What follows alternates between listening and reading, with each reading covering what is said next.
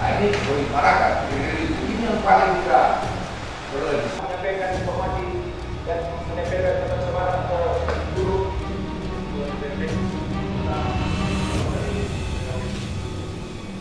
Oleh karena itu topik kita hari ini adalah mengenai bagaimana penanggulangan di daerah dua kecamatan ini, yaitu Kecamatan Simpang 4 dan Kecamatan Dolan Rakyat, tentang persiapan penanganan virus corona yang sekarang lagi pandemi ini. Dan pertama kami sampaikan kepada Kecamatan Simpang 4, perkenalkan siapa aja yang hadir dan bagaimana program ke depan sebagaimana surat edaran atau surat instruksi dari pemerintah Kabupaten Karo ke kecamatan masing-masing. Silakan. Terkait dengan corona, Bapak Desa, Bapak dan Puskesmas Pampat terkait hal-hal yang dapat kita lakukan untuk tegak penanganan virus corona.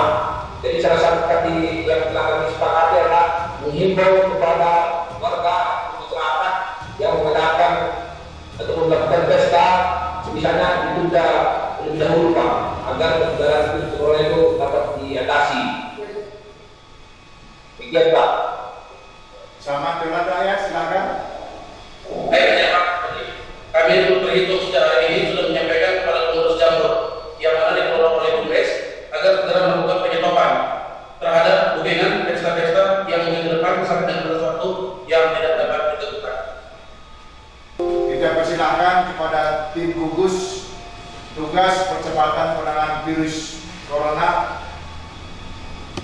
untuk memberikan arahan atau masukan untuk rencana ke depan dengan redaksinya. Silakan kepada ketua tim, silakan.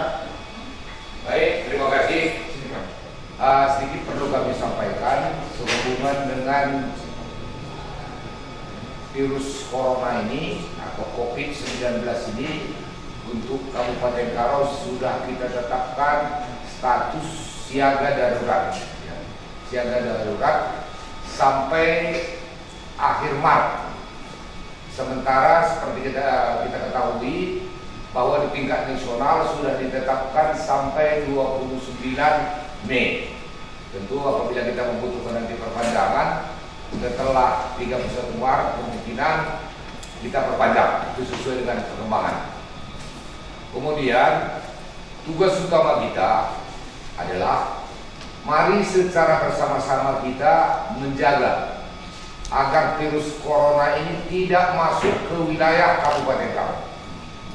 Sebagaimana kita ketahui, sesuai dengan data akurat dari teman-teman kita dari Dinas Kesehatan, bahwa sampai detik ini belum ada terdeteksi positif yang sudah terjangkit. Jadi bagaimana mengatasinya biar jangan masuk ke Kabupaten Karo.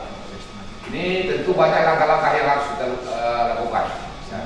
Pertama, jika ada masyarakat kita yang datang dari daerah terpapar, apakah luar negeri atau wilayah negara kita yang sudah terpapar, agar mengisolasi diri secara mandiri. Jangan dulu berhubungan dengan keluarga, dengan masyarakat selama 14 hari. Ya, itu yang paling kita hindarkan.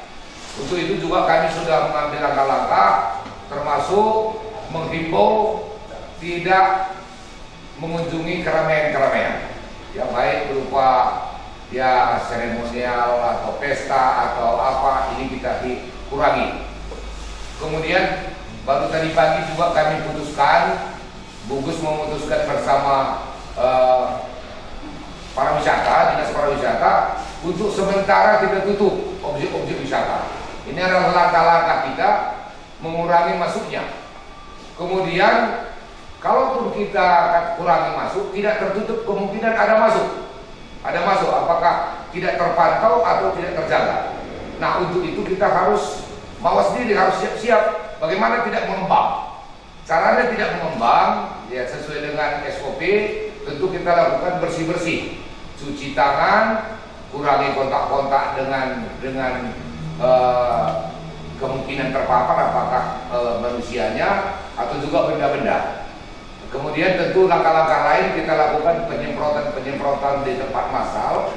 Kemudian Bapak Camat Dolak Rakyat ya, bahwa hari ini kami sudah keluarkan surat untuk menghimbau kepada seluruh masyarakat, baik dari instansi pemerintah, instansi keagamaan maupun dunia usaha dan seluruh kepada camat. Ini momen ini Pak Camat, hari ini nanti mungkin sudah kami edarkan sebelum kami sampai ke suratnya, informasinya kami sampaikan agar Bapak Camat mengkondisikan setiap desa-desa, termasuk yang ada perusahaan-perusahaan, apakah perusahaan kecil atau besar, untuk secara serentak melakukan penyemprotan disinfektan mulai hari Kamis, Jumat, Sabtu, menyesuaikan.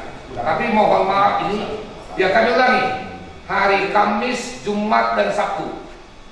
Ini kita lakukan secara mandiri. Ya mohon maaf karena kegiatan kita ini sifatnya darurat dan penganggaran juga belum siap, maka kami berharap berpartisipasi dari semua.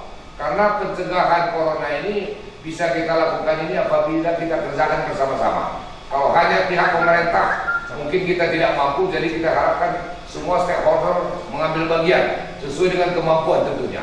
Jadi ini kita harapkan dengan demikian nanti bisa tercegah, karena secara umum wabah menular akan lebih efektif apabila dilakukan secara serentak. Ini harapan kita.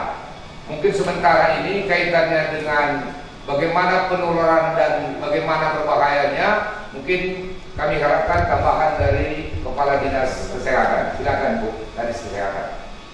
Baiklah, terima kasih. Mungkin ini kebetulan ada dokter kami juga ya. Jadi sesuai tadi dengan arahan daripada Pak Ketua Gugus ya, bahwa hari Kamis nanti kita akan, Kamis, Jumat, Sabtu 3 hari kita akan melakukan penyemprotan. Kami harapkan Puskesmas ya bisa, kita sudah buat surat edaran, tetapi Puskesmas bisa membantu.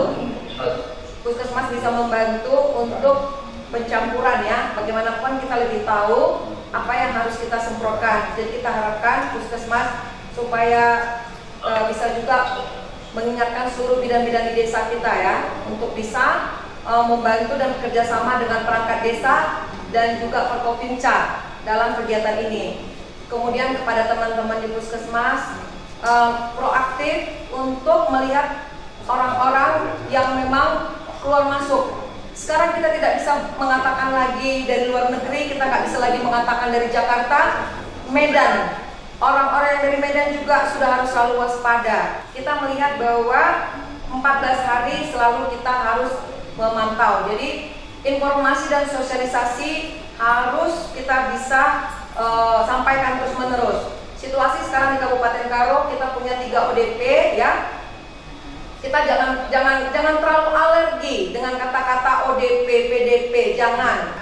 Hanya gampang, jaga jarak, jangan sentuh wajah, cuci tangan, makan bergizi, istirahat cukup, olahraga. Hanya itu yang perlu kita lakukan. Jangan kumpul-kumpul. Ya.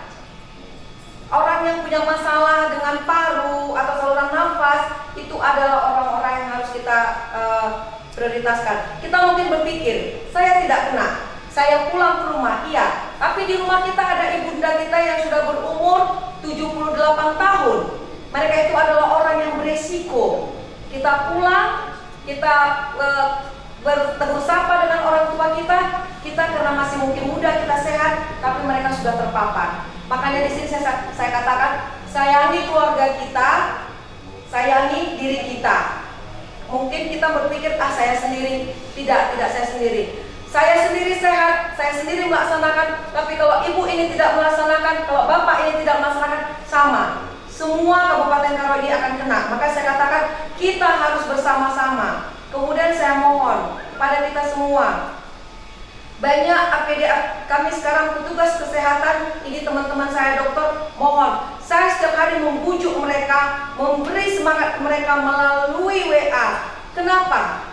Karena masker terbatas, APD terbatas. Kita sudah katakan virus corona itu bukan dari udara, tapi melekat di badan, melekat di tangan, melekat di meja. Kita tidak perlu kita pakai masker. Mohon ya, mari kalau kita bagikan nanti semua masker yang ada di Kabupaten Karo ini, besok petugas kami tidak akan ada lagi yang bekerja, karena saya berdosa kalau menyuruh mereka bekerja tanpa alat yang safety. Tetapi mengingat sumpah kami, bagaimanapun memang harusnya kami jalankan. Saya katakan, mereka bilang, Bu, kita belum ada APD lengkap, ambil jas hujan. Ternyata jas hujan itu jadi bulian di sosmed. Kenapa pakai jas hujan? Terus emangnya kenapa? Yang tahu kan pastinya itu adalah kami pun pengen seperti kalau bisa APD yang astronot, pengen. Tetapi mungkin di Jakarta pun kita lihat berapa lah yang punya. Bukan tidak ada duit. Sekarang mungkin kita sudah punya duit, tapi memesannya pun memang belum ada. Jadi ini adalah situasi yang harus benar-benar bisa kita pahami bersama. Jadi saya itu seperti saya katakan, satu harian capek menjawab itu, mana hand sanitizer, mana ini untuk masyarakat. Sementara armada saya sendiri pun dengan peralatan yang minimum mereka mau bekerja. Jadi ini mohon bisa kita pahami sama-sama. Kemudian bisa untuk Pak Dan Ramil dan Pak Polres, saya mohon ini bisa kita sampaikan kepada semua pihak. Perbanyak saja Pak tong-tong cuci tangan. Kita mungkin nanti hari Rabu sudah selesai dengan 50 tong cuci tangan. Kita akan letakkan di tempat-tempat strategis sehingga semua masyarakat lewat bisa cuci tangan, semua masyarakat lewat bisa cuci tangan. Itulah yang kita harapkan. Jadi mudah-mudahan Kabupaten Karo nanti, kalaupun virus itu datang, kita sudah siap. Itu yang saya harapkan. Kita sudah siap. Kita mungkin kena, tapi kita tidak menunjukkan gejala. Itu yang saya harapkan. Jadi rumah sakit kita tidak penuh. Mari kita jaga energi dari petugas-petugas kami, dokter-dokter kami, agar nanti tiba waktunya, kalau kami saya katakan itu peaknya, puncaknya, tapi dokter-dokter kami belum kelelahan karena hanya menangani hal-hal yang sepele seperti permintaan masker, kemudian tolong ini, tolong itu. Jadi mohon kita pahami bersama. Dan kita juga sudah siapkan, ini kita akan bertemu dengan beberapa rumah sakit swasta, meminta mereka juga untuk meluaskan tempat agar memberikan ruangan. Jadi biarkan kami bekerja, mari Bapak dan Ibu tinggal di rumah, batasi kegiatan. Itu yang saya harapkan, mudah-mudahan Kabupaten Karo bisa selamat. Sedikit lagi kami tambahkan bahwa sekarang ini banyak sekali informasi hoax. Ya, banyak sekali informasi hoax. Ini yang perlu kita waspadai, jangan terprovokasi masyarakat kita. Satu contoh, pernyataan bahwa virus corona sudah ada di Karo. Ini belum ada pembuktian kita bahwa sudah ada di Karo. Kemudian ada lagi informasi 3 hari pasar-pasar ditutup. Itu belum ada pernyataan dari gugus tugas, bukan dari pemerintah. Ini banyak yang dikembangkan oleh masyarakat itu sendiri. Hati-hati kita jangan terprovokasi. Mungkin ini zaman medsos ini kita harus lebih bijak menyikapinya. Jadi jangan, kalau ada keraguan hubungi kami, gugus tugas yang bersekretariat di kantor dinas kesehatan.